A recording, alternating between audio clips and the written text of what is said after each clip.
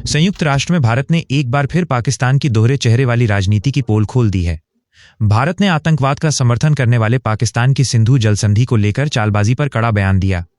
भारत ने पाकिस्तान की ओर से सिंधु जल संधि पर की जा रही बयानबाजी को पूरी तरह से खारिज करते हुए कहा कि जो देश खुद हर संधि की धज्जियां उड़ाता है, उसे दूसरों को नैतिकता का पाठ पढ़ाने का कोई अधिकार नहीं।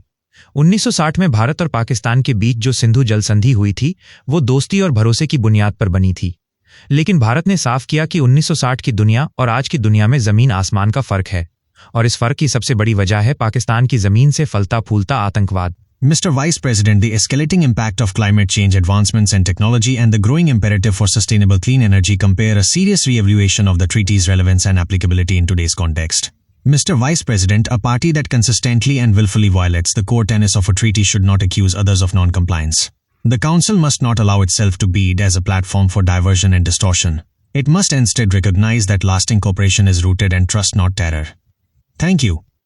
भारत ने ये भी कहा कि जलवायु परिवर्तन, नई तकनीकों का विकास और स्वच्छ ऊर्जा की आवश्यकता, इन सब ने अब इस संधि की उपयोगिता पर सवाल खड़े कर दिए हैं, और ऐसे में नई सोच, नए समाधान और नए समझौतों की जरूरत है, न कि पुराने समझौतों की आड़ में नफरत फैलाने की।